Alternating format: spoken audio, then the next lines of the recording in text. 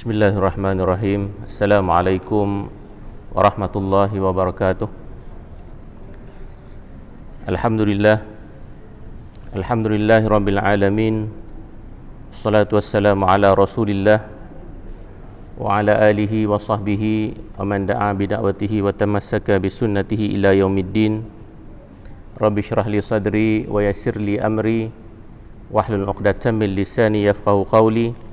Subhanaka la ilma lana illa ma 'allamtana innaka antal alimul hakim. Wala haula wala quwwata illa billahil aliyyil azim. Tuan Imam, Tuan Bilal, para pengerusi, para jawatan kuasa masjid, pengerusi dan jawatan kuasa, datuk-datuk, tuan-tuan, puan-puan yang dihormati sekalian. Alhamdulillah, kita merafak rasa syukur kepada Allah Subhanahu wa taala kerana pagi yang berbahagia ini kita dapat bersama-sama untuk melaksanakan ibadah solat subuh secara berjamaah, dan kita bersyukur juga kepada Allah Subhanahu wa taala dengan setinggi-tinggi kesyukuran atas rahmat dan nikmat Allah taala berikan kepada kita untuk kita masih terus dapat menjalani bulan Ramadan Al-Mubarak, dan kita telah sampai ke pengakhiran bulan ini dan mengharapkan insya-Allah kedatangan Lailatul Qadar pada 10 malam terakhir ini. Dalam kesempatan ini saya kira berdasarkan tajuk yang ingin kita bicarakan pada pagi ini, saya ingin menyentuh tentang persoalan bagaimana kita bertilawah dengan Al-Quran, walaupun sebahagian besar kita rasanya dah khatam dah. Minggu ni atau minggu lepas dah ada masjid-masjid, surau-surau yang mengkhatamkan Al-Quran. Tetapi kita sendiri yakin bahawa berdasarkan apa yang disebut oleh Al-Quran sendiri kepada kita, Al-Quran itu adalah kitab hidayah. Dzalikal kitabu la raiba fih hudan lil muttaqin. Kitab Al-Quran itu adalah kitab yang tidak ada keraguan di dalamnya dan menjadi panduan kepada orang-orang yang bertakwa. Dan sebagai kitab yang menjadi panduan, kita yakin walaupun sehabisnya bulan Ramadan ini kita kena terus membaca, menghayati, bertadabbur dengan Al-Quran supaya ia kekal menjadi panduan kepada kita sepanjang hayat kita. Sebab itulah saya ingin membawa pada pagi ini kupasan atau huraian yang diberikan oleh tokoh ulama besar Ahli Sunnah wal Jamaah, iaitu Imam Al-Ghazali rahimahullahu ta'ala, dalam kitab besarnya Ihya Ulumuddin, yang mana beliau mengkhususkan satu bab dalam kitab itu tentang adab-adab kerohanian dalam kita bertilawah dengan Al-Quran. Selama ini kita banyak ditekankan tentang adab-adab zahiriyah, adab-adab zahir ketika mana kita membaca Al-Quran. Contohnya, kalau kita nak baca Quran, kita kena berwuduk misalnya. Kalau kita nak membaca Al-Quran, kita kena membersihkan diri kita. Jangan ada kekotoran, jangan ada najis dan lain lagi. Kalau nak membaca Al-Quran, kita harus meletakkan Al-Quran itu lebih tinggi daripada kedudukan kita sendiri. Sebab itu kita ada rehal, kita ada paling kurang sesuatu yang kita letak. Masa saya kecil-kecil dulu, rehal pun tak ada, tapi letak bantal. Tak Quran atau bantal, yang paling penting dia lebih tinggi daripada tempat kita duduk kan. Tak apalah, yang penting hormat kita terhadap Al-Quran itu, kita meletakkan Al-Quran itu lebih tinggi. Sebelum membaca Al-Quran, kita kena membaca ta'awuz ataupun a'udzubillahi minasyaitanirrajim dan basmalah, bismillahirrahmanirrahim. Itu semua kita dah diajar, kerana itu merupakan adab-adab zahir tilawah Al-Quran. Tetapi yang menarik, Imam Al-Ghazali menerangkan dalam kitab Ihya itu 10 adab-adab zahir diikuti dengan 10 lagi adab-adab batin ketika kita bertilawah dengan Al-Quran. Dan adab-adab batin ini yang selalunya dilupakan oleh orang-orang yang bertilawah dengan Al-Quran. Dan pagi ni insya-Allah kita cuba sentuh. Kalau tak dapat 10 pun kita cubalah 2, 3, 4 yang mana kita sempat insya-Allah. Apakah dia adab-adab dari segi rohaniah, dari segi batiniah? Batiniah ni bukan aliran yang sesat. Batiniah itu dimaksudkan dalaman. Apakah persediaan kita ketika nak membaca Al-Quran itu dari sudut dalaman kita, jiwa kita, roh kita? Selain tadi kita bersedia dari segi zahirnya, kita dah letak Al-Quran di tempat yang tinggi, kita telah berwuduk, kita telah menyucikan diri kita, kita telah membaca A'udzubillah dan Bismillah, dan kita membaca Al-Quran.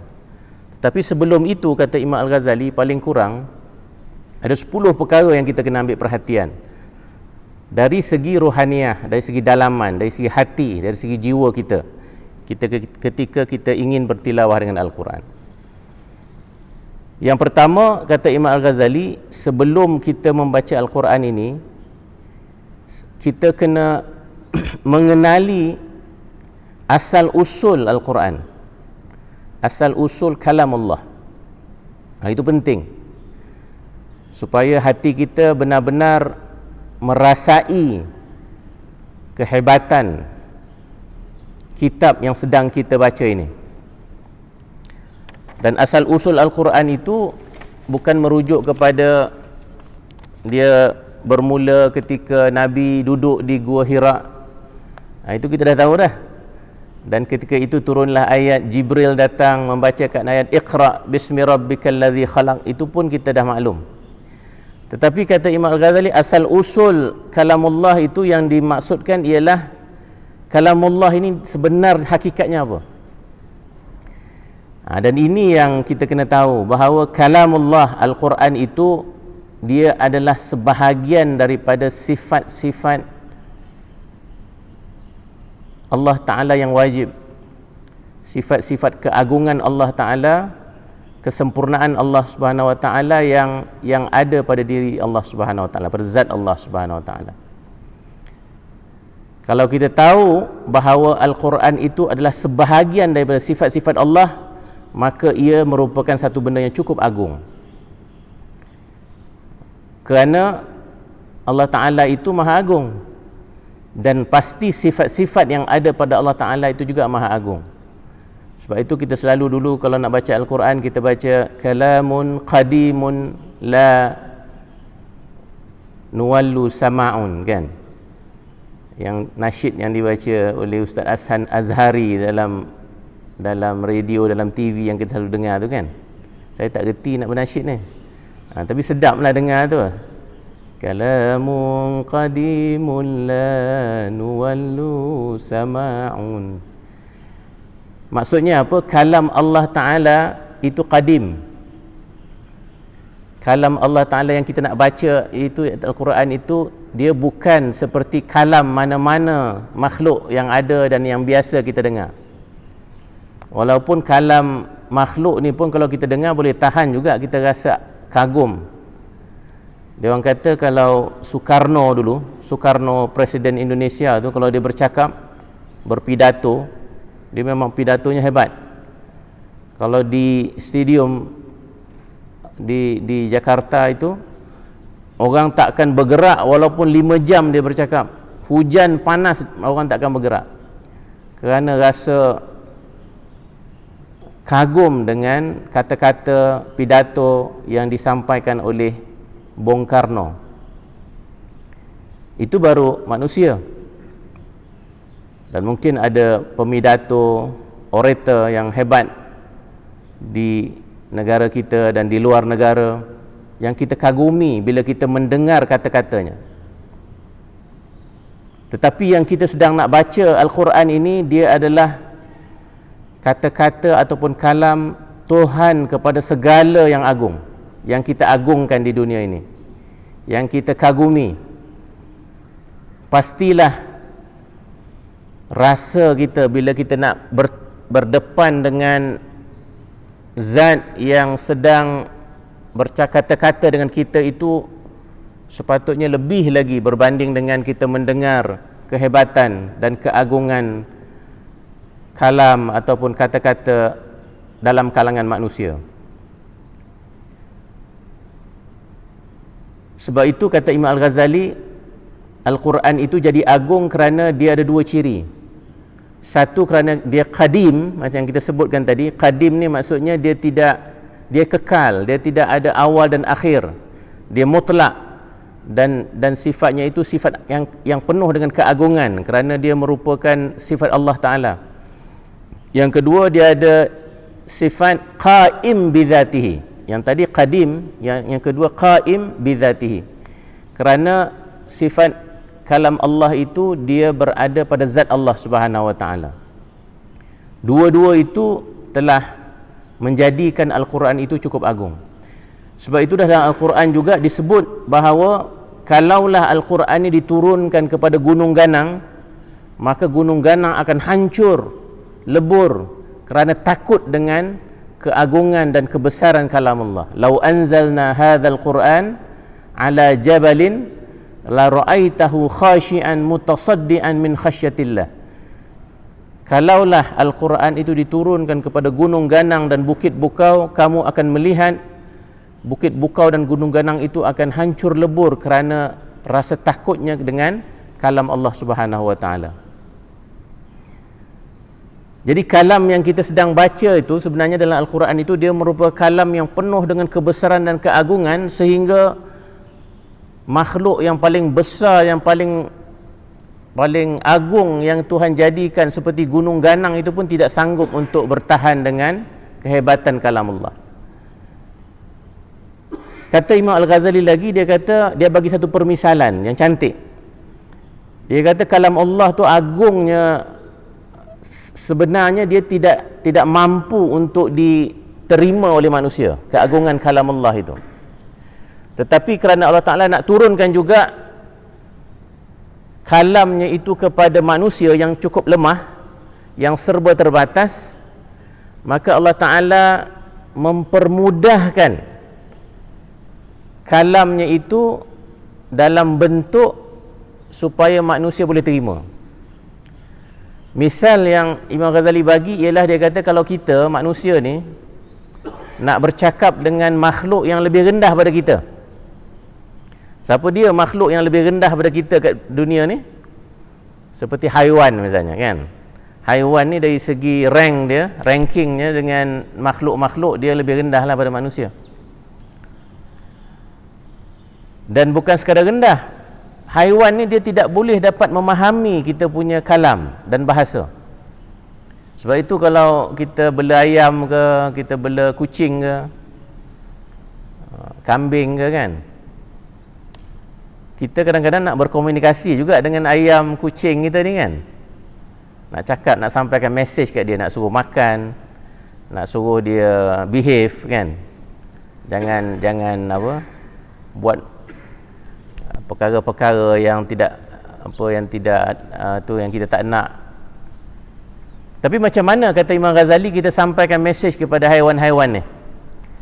Kita terpaksa menurunkan tahap dan martabat kalam kita itu supaya paling kurang haiwan-haiwan ni boleh faham. Kalau dengan kucing kita terpaksa guna bunyi-bunyi je, kan, miau ke. Kalau dengan ayam kita bunyi kur-kur ke, kan, ataupun kita petik-petik jari supaya binatang itu paling kurang dia faham apa yang kita nak maksudkan. Begitulah lemahnya haiwan itu untuk menerima bahasa, sebab bahasa ini milik manusia, kan. Bahasa ni memerlukan akal untuk memahami. Sedangkan haiwan seperti kucing, ayam ni dia tidak mampu untuk menerima bahasa manusia, dan kita pun tak mampu untuk menyampaikan kita punya maksud itu dengan berkesan, melainkan kita menggunakan perkataan ataupun bunyi-bunyian yang cukup mudah. Begitulah kata Allah Ta'ala, kata Imam Al-Ghazali, Allah Ta'ala ketika nak menurunkan wahyunya yang cukup agung, yang tidak mampu untuk manusia menerimanya, gunung ganang pun hancur lebur untuk menerima kalam Allah, Allah Ta'ala memudahkannya dengan bahasa yang boleh difahami oleh manusia. Kalau ikutkan, kalau kita belajar akidah atau tauhid, kalam Allah yang turun dari Allah kepada Jibril itu dia tidak berbahasa. Dia tidak ada bahasa, tidak ada huruf. Sebab dia laisa kamitslihi syai'. Dia tidak, kalam Allah itu tidak ada persamaan dengan segala bentuk kalam yang ada. Atau disebut dalam akidah ahli sunnah wal jamaah disebut sebagai kalam nafsi. Kan kita pun kalau kita berbicara dengan diri kita, adakah bahasa? Adakah maksudnya ayat dan perasaan kita kan, bila kita reflect, kita bermuhasabah, dia bukan dalam bentuk bunyi, dalam bentuk bahasa, tapi dalam bentuk perasaan. Lebih kurang macam itulah.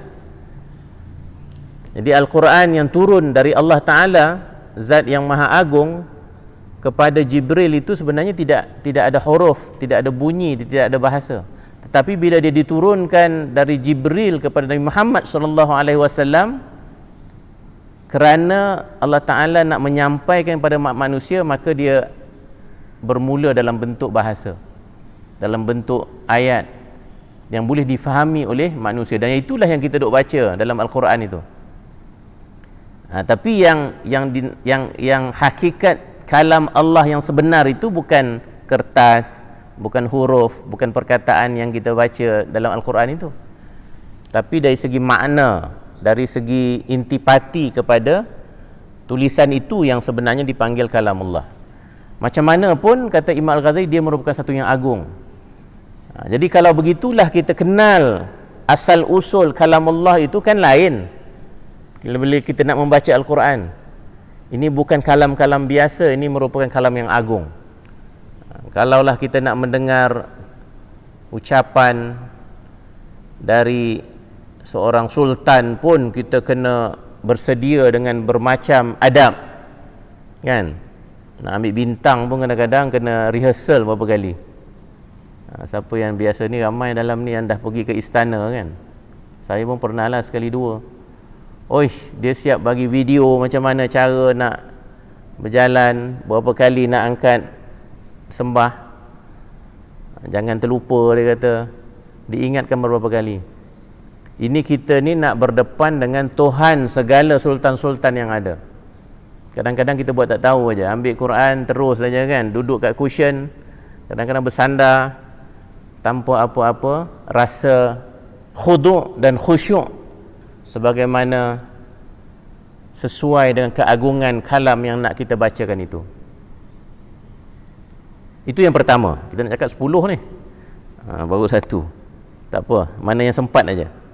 Yang kedua, kata Imam Al-Ghazali, adab ruhaniyah atau adab batin dalam kita bertilawah dengan Al-Quran ini, kita kena ta'zim al-mutakallim. Kita kena mengagungkan mutakallim, orang yang sedang berkata-kata dengan kita, zat yang sedang berkata-kata dengan kita. Dia berkait dengan yang pertama tadi lah. Maknanya kita dah kenal tadi, asal usul Al-Quran itu adalah kalam yang agung, yang tidak mampu untuk sebenarnya diterima oleh makhluk, gunung ganang dan kita pun sebenarnya, tetapi kerana Allah Ta'ala telah mempermudahkan kefahaman itu, maka kita dapat faham. Rasulullah pun ketika tiap kali wahyu turun, memang Rasulullah merasakan keberatan dan kehebatan wahyu itu. Yang kita baca dalam sirah, berpeluh-peluh Rasulullah ketika datang Jibril membacakan ayat-ayat Al-Quran. Ada satu kisah yang saya pun dah pernah sebut di sini, ketika Rasulullah sedang duduk dengan salah seorang daripada saudaranya yang buta, Abdullah ibnu Ummi Maktum, yang dia sering bersama Rasulullah. Sebab apa? Sebab dia saudara kan, macam Macam kita lah, kalau ada saudara tu dia rapat dan dia buta. Jadi kalau dia buta ni, dia selalu dapat lebih attention lah daripada Nabi. Dan dia kalau selalu dia duduk dengan Nabi tu, dia duduk rapat. Dia duduk rapat. Macam kita lah, kalau dah rapat tu kadang-kadang kita pegang bahu dia, kita kaki pun dekat dengan kaki dia. Jadi satu hari tu ketika Rasulullah duduk dengan Abdullah ibnu Ummi Maktum tu, Abdullah tu merasakan Rasulullah menekan kaki dia tu begitu kuat sekali. Kaki Rasulullah tu menekan kaki dia begitu kuat, sehingga Rasulullah bertanya, wahai Abdullah,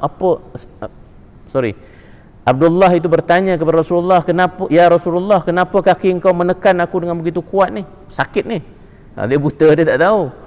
Mungkin tengah ada peristiwa kan. Rasulullah jawab, dia kata, sebenarnya aku sedang menerima wahyu dari Allah Subhanahu Wa Taala. Wahyu sedang turun kepadaku.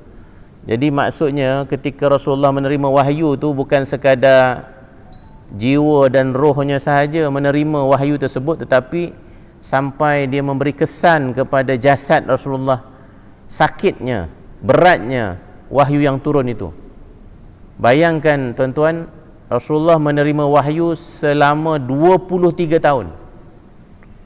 23 tahun, 13 tahun di Makkah dan 10 tahun di Madinah. Dan wahyu itu turun secara berterusan. Kadang-kadang sehari, esok turun lagi, kemudian seminggu tak turun, turun balik, sehinggalah selesai Quran yang kita baca tu selama 23 tahun. Itulah beratnya. Itu Rasulullah tu yang Allah Ta'ala dah sediakan dari sudut roh dan jiwanya dan jasadnya juga untuk menerima jawatan nubuwah ataupun kenabian itu. Jadi paling kurang kita ni kalau nak merasai apa yang Rasulullah rasa, kita kena faham kebesaran dan keagungan kalam Allah itu, supaya kalau kita membaca Al-Quran tu kita rasa berat semacam mana Rasulullah merasakan beratnya kalam Allah. Sebab itu dalam sejarah ada cerita-cerita yang disebut juga oleh Imam Al-Ghazali, para sahabat dan juga ulama-ulama besar, ketika dia baca Quran ada yang sampai pengsan. Ada yang sampai pengsan ketika membaca Al-Quran. Ada seorang tu namanya Ikrimah, dia baca Quran lepas tu dia pengsan. Kemudian bila dia sedar balik, orang tanya, macam mana ni kau baca Quran sampai pengsan? Dia kata, aku betul-betul membaca kalamullah. Maknanya betul-betul merasai hebatnya kalam Allah Ta'ala itu. Kita tak pernah lagi pengsan, tertidur selalu. Terutama bulan Ramadan ni, saya pun kalau baca tengah hari terutamanya, berapa kali mengantuk, kena ulang balik, terlupa dah kat mana berhenti tu kan. Itu tak main lah kan kalau tertidur. Ikrimah tu dia pengsan kerana merasai keagungan Al-Quran. Dan kita faham kenapa dia boleh pengsan, kerana kalau kita tahu asal usul, yang pertama tadi, asal usul Al-Quran itu apa, tidak mustahil orang yang faham maknanya, orang yang memahami roh Al-Quran, dia baca tentang syurga, baca tentang ganjaran-ganjaran yang Tuhan sediakan, baca tentang neraka, tentang ancaman dan hukuman Allah Ta'ala, dia boleh pengsan kalau dia bawa roh dan jiwa Al-Quran itu dalam pemahaman apa yang dia baca. Jadi kita mungkin tak sampai ke pengsan lah, tapi biar kita merasai. Sebab itu kita kena sebaik mungkin kita faham makna apa yang kita baca. Yang kedua tadi saya kata mengagungkan yang berbicara. Mengagungkan yang berbicara ni, kata Imam Al-Ghazali, ialah dengan cara kita, bila kita baca Quran itu, kita kena merasakan dalam diri kita itu siapa dia yang berbicara dengan kita ni. Ia merupakan Tuhan yang Maha Agung, Tuhan yang punya sifat-sifat kesempurnaan. Dan sifat kesempurnaan Tuhan itu kita dapat lihat di sekeliling kita, dia punya penzahiran ataupun manifestasinya. Kita tengok apa sahaja di sekeliling kita ini, kita akan lihat kebesaran Allah Ta'ala berada di situ kan? Sebab itu kena selalu juga kita ni kalau boleh keluar melihat makhluk Allah Subhanahu Wa Taala. Kita hari ni banyak duduk dalam bangunan aja kan. Duduk dalam masjid macam ni pun nak tengok apa? Nampak kipas ni kau cantik kipas. Lalu kita pun puji, siapa dia kilang yang buat kipas ni, hebat betul. Jadi kita tak nampak Allah Ta'ala kat situ. Jadi, tapi kalau dia fikir secara lebih mendalam, macam mana orang ni yang buat kipas ni boleh buat kipas begitu canggih macam ni? Akhirnya kita akan puji Allah Ta'ala juga, kan? Kerana yang mencipta akalnya yang hebat sehingga dia mampu untuk menghasilkan kipas yang hebat ini Allah Ta'ala juga. Tapi dia macam indirect sikit lah, kena fikir tu lebih panjang sikit. Tapi kalau kita keluar di sana lihat gunung ganang, KL pun tak banyak gunung dah masalahnya, kena keluar jauh sikit lagi kan, sungai, lautan, itu terus kita akan kata Allah Ta'ala Maha Agung. Kerana itulah merupakan manifestasi ataupun penzahiran sifat-sifat keagungan Allah Subhanahu Wa Taala. Sifat qudrah, sifat qadir. Allah Taala itu maha berkuasa. Kalau tidak, tak mungkin dapat membuat laut yang begitu luas, gunung yang begitu besar. Sifat hakim. Allah Taala itu maha bijaksana. Kan? Sebab hanya yang bijaksana saja boleh buat bukit yang begitu besar, dan juga di dalamnya itu, di atas bukit itu ada pelbagai pula makhluk-makhluk lain boleh duduk secara harmoni. Haiwannya, pokok-pokoknya, tumbuh-tumbuhannya, flora dan faunanya. Semua itu akan membawa kita kepada keagungan sifat Allah Subhanahu Wa Taala. Itulah yang kita kena bawa bersama-sama ketika kita membaca Al-Quran. Kerana kita berdepan dengan satu zat yang telah menzahirkan kehebatan dan keagungannya itu di sekeliling kita, yang telah kita lihat dan kita akan lihat dan kita akan terus lihat. Kan lain kan? Kan lain auranya itu kalau kita membaca Al-Quran dengan mengenali ta'zim al-mutakallim. Kita mengetahui kebesaran mutakallim, orang yang sedang bercakap dengan kita, zat yang sedang bercakap dengan kita. Jadi itu caranya. Kita pergi yang ketiga.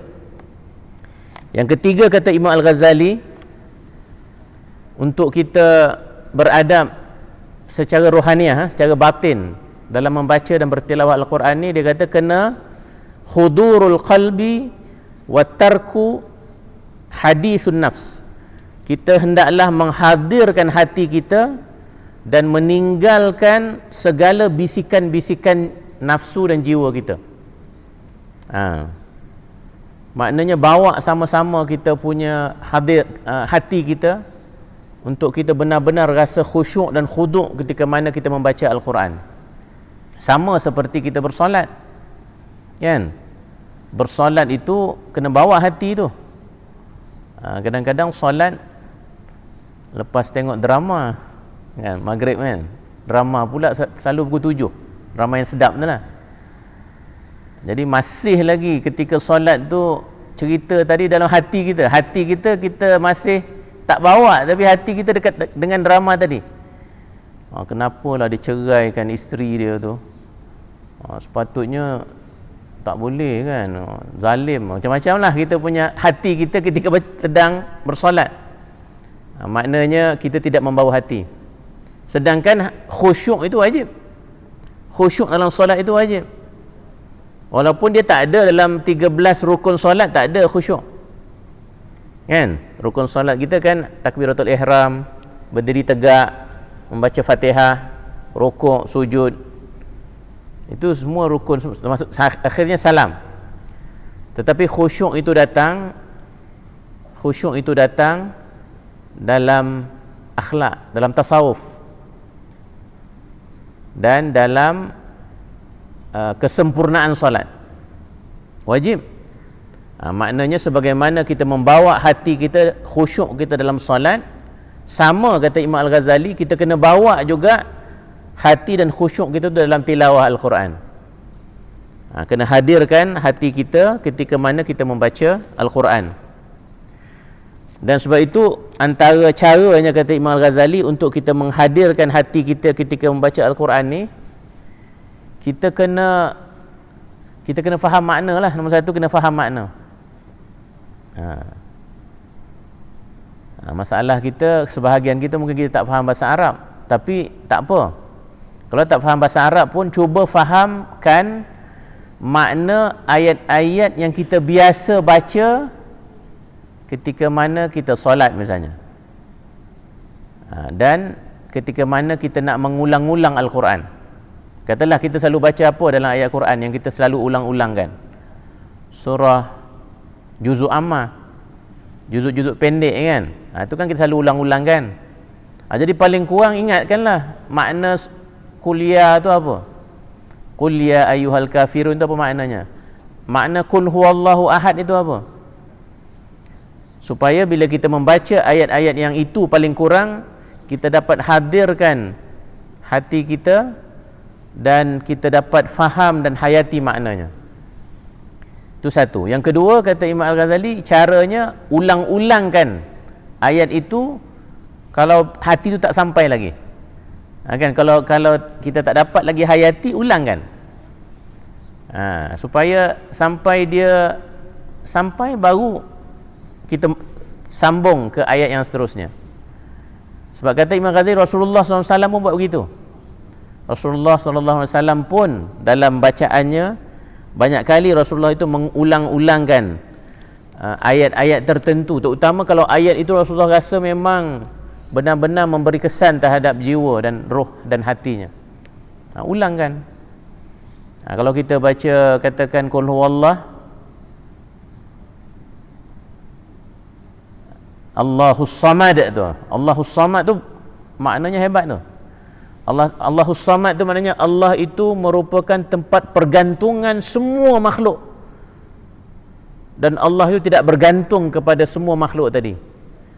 Itu kalau kita bawa hati kita tu, maknanya kita tidak akan terikat lagi dengan benda lain melainkan Allah Ta'ala sahaja. Kerana As-Samad itu hanya Allah Ta'ala sahaja. Tempat pergantungan tu hanya Allah Ta'ala sahaja. Hari ni ramai yang stres, ramai yang anxiety, ramai yang ada disorder macam-macam kan. Kalau dia baca Allahus Samad tu je cukup dah kan. Sebab selalunya yang ada masalah jiwa dan mental ni kerana dia terlalu terikat dengan makhluk kan. Terikat dengan yang muda-muda, terikat dengan boyfriend, girlfriend, tiba-tiba boyfriend lari, habis, stres dia. Kenapa? Kerana dia terikat sangat dengan orang tu. Kita ikat diri kita dengan Allah Ta'ala. Jadi balik baca qul huwallah banyak-banyak dan ulangkan Allahus Samad tu banyak-banyak kali, insya-Allah.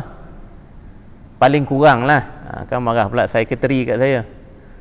Kalau perlu jumpa sekretari tu, jumpalah. Tapi paling kurang untuk kita orang Islam yang beriman dengan Allah Ta'ala, qul huwallah itu sebenarnya banyak menjadi macam terapi jiwa kepada kita. Allahus Samad tu cukup dah. Kalau diulang dan difahami maknanya, bawa hadir hati kita, insya-Allah banyak masalah kita boleh kurangkan insya-Allah. Jadi ulang-ulangkan, faham makna dan ulang-ulangkan supaya benda tu dapat bersama-sama kita ketika kita membaca Al-Quran. Baca Quran ni banyak cara lah ya. Bukan sekadar baca Quran, kadang-kadang kita bersolat pun kita baca Quran. Ketika solat tu pun bawa lah ke mana. Itu sebab saya kata tadi, kalau kita faham ayat-ayat pendek tu, ayat tu yang selalu kita baca ketika kita solat. Solat sunat ke, solat qiyamul lail mana tadi kan. Kalau baca qul huwallah, bawa kan. Dan kalau kita senang bersendirian lagilah, masa banyak. Kalau kita ulang 100 kali pun tak ada orang marah. Tapi kalau jadi makmum susah sikit lah kan. Imam dah rukuk, dah sujud, kita masih duk nak bawa hati kita ayat tadi, kan batal pula semayang kan kalau kita jadi makmum. Tapi kalau kita bersendirian, boleh kita ulang banyak kali ayat-ayat tertentu untuk menghadirkan hati kita. Itu yang ketiga. Yang keempat, kata Imam Al-Ghazali, adab dalam kita bertilawah Al-Quran dari sudut rohaniah atau batinnya adalah kita bertadabbur. Jadi tadabbur Al-Quran ni dia masuk bab hati sebenarnya. Tadabbur, ini kita biasa dengar kan, tadabbur Al-Quran. Tadabbur Al-Quran ni secara ringkasnya maksudnya kita reflect, kita contemplate, kita berfikir tentang makna-makna ayat itu dan akibat daripada makna-makna ayat tersebut dan kaitkan dengan diri kita. Al-Quran misalnya bercerita tentang kisah-kisah Nabi-Nabi terdahulu. Jangan kita ingat kisah-kisah itu ditujukan kepada Rasulullah. Memanglah tanzil ayat-ayat ni kebanyakannya kepada Nabi kan. Turun ayat sekian, kadang-kadang Allah Ta'ala menjawab persoalan, maka turun ayat ni, Allah ingatkan Nabi, ingatlah dulu ketika Nabi Ibrahim, Nabi diuji kan. Tetapi kita yang membaca Al-Quran, kita kena letakkan diri kita seolah-olah macam kita bersama-sama Nabi ketika mana ayat itu turun. Maknanya Allah Ta'ala direct kepada kita ketika mana turun satu ayat itu, sebenarnya message Al-Quran itu untuk kita. Jadi barulah kita baca Quran tu bukan sebagai historical book. Kadang-kadang ada kecenderungan kita baca Quran ni kita rasa macam baca buku sejarah, atau kita baca fairy tales kan, ataupun bedtime story. Cerita Nabi Ibrahim tak dibakar. Itu bukan bedtime story macam kita baca Snow White and the Dwarf tu, ataupun yang hidung panjang tu Pinocchio. Sebab itu memang fairy tales betul. Itu memang cerita-cerita mitos palsu. Tapi kisah Nabi Ibrahim tidak terbakar itu kisah yang benar. Itu memang kisah yang hak. Dan Tuhan turunkan dalam Al-Quran tu memang untuk memberi message yang besar kepada kita yang sedang membaca Al-Quran. Itulah kebesaran Allah. Allah Ta'ala boleh jadikan api yang sifat membakar, tetapi satu ketika Allah Ta'ala tidak menjadikan api itu membakar. Tapi yang besar di situ apa? Bukan Nabi Ibrahim. Nabi Ibrahim tu memanglah dia Rasul, tapi yang besar di situ ialah Allah Ta'ala. Jadi baca kisah Nabi Ibrahim pun kita akan kata Allahu Akbar. Yang maha besar itu Allah. Baca kisah Nabi Musa dengan Fir'aun yang boleh membelah lautan, boleh menukarkan tongkat menjadi ular, pun kita akan kata Allahu Akbar, Subhanallah. Kerana yang besar itu ialah Allah Subhanahu Wa Ta'ala. Ini tadabbur. Dan bila kita rasa kebesaran Allah, kita sendiri akan merasa rendah. Setiap kali Allah itu akbar, kita ni asghar, kita akan jadi yang paling hina, yang paling kecil di sisi Allah Subhanahu Wa Ta'ala. Itu dia punya cara kita bertadabbur dengan banyak ayat-ayat Al-Quran. Itulah tauhid. Itulah tauhid yang diajar dalam akidah kita. Jadi dalam baca Quran pun kita boleh bawa tauhid kita, insya-Allah, ketika mana kita cuba bertadabbur dengan Al-Quran. Yang ke lima cukup lah kot. 5 cukup. Yang kelima, kata Imam Al-Ghazali, ialah dengan cara kita menghilangkan segala faktor yang menghalang daripada memahami ayat Quran. Takhalli an mawani'ul fahmi. Bersihkan diri kita daripada semua perkara-perkara yang boleh menghalang kita daripada baca Quran dengan baik. Apa dia perkara-perkara yang boleh menghalang kita daripada memahami Al-Quran itu dengan baik, yang menjadi hijab daripada kita memahami Al-Quran dengan baik? Yang pertama, kata Imam Ghazali, apabila kita sibuk menumpukan kepada penelitian huruf-huruf yang kita baca, makhrajnya dan cara pembacaan kita sahaja. Ini relevan dengan kita hari ni.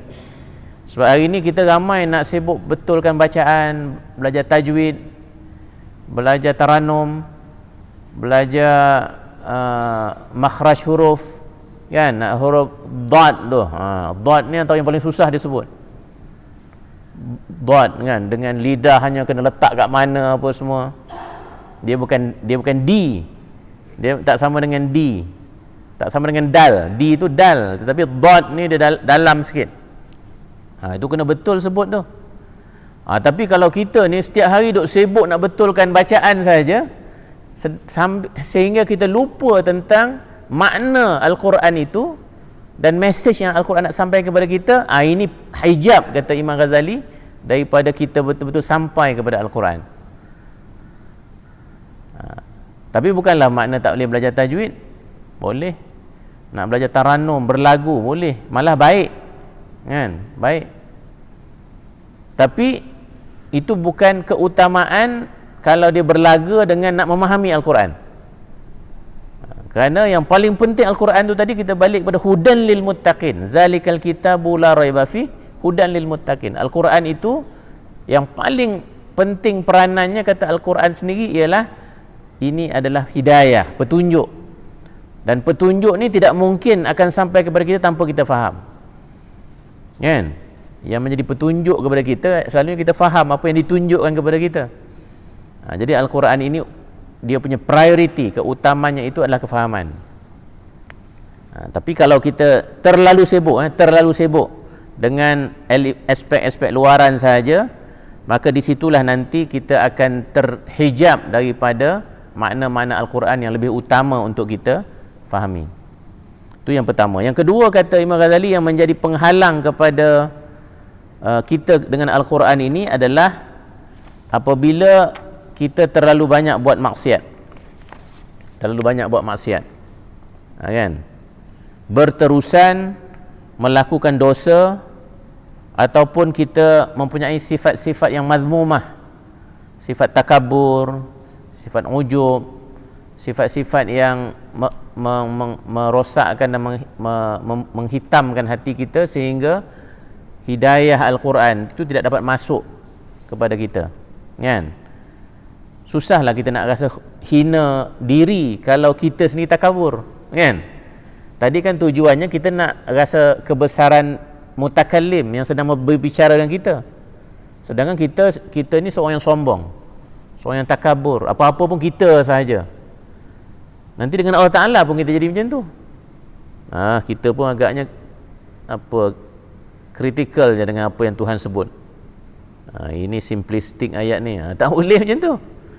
Ini kita berdepan dengan Khalik, pencipta kita yang maha agung, yang mengenali dan mengetahui segala-galanya yang terbaik untuk kita. Tapi kalau kita sendiri dah letakkan diri kita lebih tinggi daripada mutakallim, itu sudah susahlah. Susah. Jadi kita kena ada rifat itu. Kerana itulah maksiat, dosa, sifat-sifat buruk yang ada pada diri itu kena dibersihkan. Ketika mana kita berdepan dengan Tuhan yang agung sedang berbicara dengan kita melalui Al-Quran. Jadi kena buang semua itu dululah. Dan yang ketiga, perkara yang menghalang ini, kata Imam Ghazali, ialah apabila seseorang itu membaca tafsir Al-Quran itu secara zahir sahaja, tidak melihat makna-makna yang lebih mendalam. Kita baca tentang zakat misalnya, wa atuz zakah, berikanlah, tunaikanlah zakat. Kita duk nampak zakat tu dari segi pengeluaran duit kita je, kan? Maknanya sampai masa ni dekat ni zakat fitrah ni, sekarang ni kena bayar. Kita pun duk fikir RM7.5. Alah, RM7.5, aku 7 bilion kan dalam akaun. Apa sangatlah. Tengok, sebab zakat tu dia nampak hanya dari sudut luar tu, bayar duit saja. Sedangkan zakat itu falsafahnya adalah pembersihan jiwa. Bila kita buang sesuatu daripada hak milik kita tu, maknanya kita nak membersihkan sesuatu daripada diri kita. Kan banyak benda yang buruk dalam diri kita ni kita nak buang. Itu falsafah kita bayar, walaupun RM7.5 saja seorang. Kali 5 orang kita punya keluarga, tak banyak. Tapi semangatnya adalah untuk membuang perkara-perkara yang tidak baik, membersihkan. Sebagai kita membersihkan harta, zakat itu membersihkan harta, dia juga membersihkan jiwa kita. Dan sebagaimana kita kena keluar sebahagian duit kita daripada simpanan yang banyak itu, kita juga kena buang perkara-perkara yang buruk yang ada dalam kita punya hati ini, supaya yang tinggal itu hanya yang bersih saja. Kan lain kalau kita baca ayat tentang wa'atuz zakah tadi, menunaikan zakat. Ayat tentang haji misalnya, jangan kita fikir tentang travelling tu je. Aku dah 15 kali dah pergi haji. Kan, yang ketiga hari tu aku pergi sampai boleh pergi ke Turki. Lain lah, itu dah tak, semangat haji itu tak nampak dah. Tapi semangat haji itu dah semangat, sekali lagi, semangat jihad, semangat kita menghinakan diri kita. Pergi sana tu pakai 2 helai sahaja kain, kan, baju-baju yang mahal-mahal semua tinggal, pergi tu hanya dengan putih sahaja. Semuanya tentang Allah, semuanya kebesaran Allah yang kita agungkan dalam kita punya rukun haji itu. Jadi bila kita baca Al-Quran mengenai haji, perkara-perkara itu dimasukkan, difahami. Ini maksudnya bukan zahir sahaja, kata Imam Ghazali. Kalau kita hanya melihat zahir ayat, selalunya kita tidak akan sampai kepada semangat dan roh yang lebih mendalam yang Al-Quran nak sampaikan kepada kita. Itulah yang dimaksudkan dengan takhalli an mawa'inul fahmi, membersihkan diri kita daripada perkara-perkara yang menghalang kita daripada membaca kefahaman tentang Al-Quran. Mungkin saya tambah satu lagi tuan-tuan, yang akhir sekali, daripada 10 ni lah, kita pilih-pilih ni yang lebih kita boleh baca lah dalam Ihya Ulumuddin. Dan Ihya Ulumuddin ni kitab yang begitu masyhur sampai dah diterjemahkan dalam pelbagai bahasa. Nak cari yang bahasa Melayu pun ada, bahasa Inggeris pun ada. Silakanlah. Tapi dia tebal lah, dia ada 4 jilid, dan setiap jilid tu ada 10 bab, 10 bab. Jadi ada 40 bab sebenarnya. Salah satu bab tu tentang Al-Quran ni lah. Jadi tu boleh cari. Boleh dicari. Kita ambil satu lagi daripada adab-adab membaca Al-Quran ini, iaitu at-takhsis, mengkhususkan setiap ayat yang kita baca tu kepada kita. Ayat ni, semua ayat ni macam saya sebut tadi, dia ada sebab-sebab dia panggil asbabun nuzul. Ayat tentang roh, kan ada ayat yas'alunaka 'anir ruh qulir ruh min amri rabbi. Mereka bertanya kepada kamu, wahai Muhammad, apa itu roh? Katakan kepada mereka, roh itu urusan Tuhan. Itu ada asbabnya tu. Asbabnya ialah orang Yahudi, sekumpulan orang Yahudi datang jumpa Rasulullah, tanya, engkau ni wahai Muhammad duk bercakap tentang roh-roh ni, cuba cerita sikit kat kami apa itu roh. Cuba cerita sikit, cuba ta'arifkan sikit apa itu roh. Nabi sendiri tak boleh jawab. Itu beratnya tugas Rasul ni. Walaupun Rasul tu tabligh, menyampaikan sifat wajib Rasul, tapi mana yang Rasulullah tak tahu. Sebab roh ini memang urusan Tuhan. Sehinggalah turun satu ayat, Tuhan tanzilkan satu ayat untuk menjawab orang Yahudi punya soalan tu. Turun ayat tadi, yas'alunaka 'anir ruh. Mereka orang Yahudi itu bertanya engkau wahai Muhammad, apa itu roh? Katakan kepada mereka, qul ar-ruh min amri rabbi. Katakan bahawa roh ini urusan Tuhan. Wa ma utitu minal ilmi illa qalila. Dan Tuhan tidak memberikan kamu ilmu tentang roh ini melainkan sedikit saja. Sebab itu sampai sekarang kita pun tak tahu hakikat roh kita ni, kan? Psikologis dan psikiatris tu, psikologi ini maksudnya the logos of psyche, the science of the soul, kan?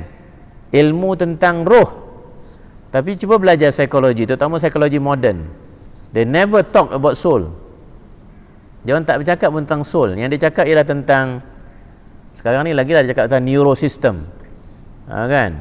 Sistem saraf lah apa, semua itu akan membawa kepada behavior, perbuatan manusia. Sedangkan dalam Islam, semua akhlak manusia dan behavior manusia ni bermula dengan roh. Roh kita tu bersih ke tidak? Kalau roh ini bersih, insya-Allah akhlaknya baik. Tapi kalau roh itu kotor, tapi hakikat roh itu, tak tahu. Nabi pun tak tahu, kerana dia halus. Dia merupakan very subtle, dia benda yang bukan kasar, dia tidak boleh dilihat, dia merupakan, tetapi cara memeliharanya dia ajar. Nabi ajar cara nak itulah yang kita duk belajar tasawuf tu, macam mana nak membersihkan jiwa, buang sifat-sifat yang buruk, masukkan sifat-sifat yang murni, banyak berzikir, banyak belajar tentang kebesaran Tuhan. Itu semua akan membersihkan roh kita. Iman, zikir, ilmu, semua ubat-ubat membersihkan roh belaka. Jadi ayat-ayat begitu ada asbab, ada sebab, tetapi jangan, kata Imam Al-Ghazali, kita letakkan asbab-asbab tu semua kepada Nabi sahaja, tetapi asbab itu juga kepada kita juga. Contohnya kalau kita baca tentang ayat syurga dan neraka, jangan fikirkan sebab dia turun tu, tetapi fikirkan bahawa ayat tu untuk Tuhan ingatkan kita tentang syurga, Tuhan nak ingatkan kita tentang neraka. Barulah kita akan merasai bahawa setiap ayat itu takhsis, khusus untuk diri kita sahaja, bukan untuk Nabi ataupun orang-orang terdahulu, para sahabat yang bersama Nabi, semua untuk kita. Jadi barulah Al-Quran itu dapat kita baca sebagai hakikat yang hidup. Setiap ayat yang kita baca akan terkesan pada diri kita. Dan kata Imam Ghazali akhir sekali, dia kata jangan kita rasakan ayat-ayat yang baik itu semua untuk kita sahaja, tetapi kita akan merasakan, oh itu orang yang baik itu orang lain, tapi aku kena bergerak lebih baik menuju kepada makam dan kualiti orang yang baik tersebut. Kalau tidak, ada juga kecenderungan kita bila ayat tu tentang aqimis solah, dirikan solat, aku setiap hari dah solat. Tapi ingat ada ayat tentang solat yang sahun kan, orang yang solat tetapi lalai. Kita maknanya mana yang ayat menegur, kita anggap itu terus kepada kita, tapi ayat yang memuji kita anggap, oh itu belum lagi, aku akan menuju kepada sifat-sifat tersebut. Barulah motivating, barulah ayat Quran tu semua bersifat motivasi bagi diri kita. Tapi kalau yang baik itu semua kita rasa kita dah ada. Kalau neraka saja, ini bukan aku ni, ayat ni untuk jiran aku ni, dia memang selalu bergaduh, neraka punya ayat ni semua tentang dia. Tak boleh lah macam tu.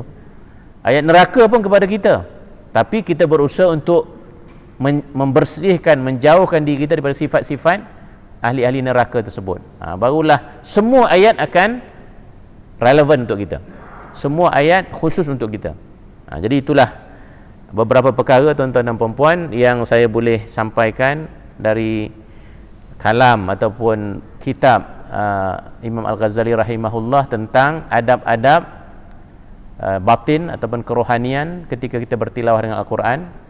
Kita dapat sempat sebut beberapa, dan insya-Allah lebihnya itu boleh kita rujuk kepada kitab tersebut dan huraian-huraian mengenainya insya-Allah. Jadi saya mohon maaf kalau ada kekurangan. Yang baik itu daripada Allah Subhanahu Wa Taala, yang kurang itu datang daripada kelemahan diri saya sebagai makhluk yang cukup terbatas dan kurang. Aqulu qauli hadza wa astaghfirullah li wa lakum. Wassalamualaikum warahmatullahi wabarakatuh.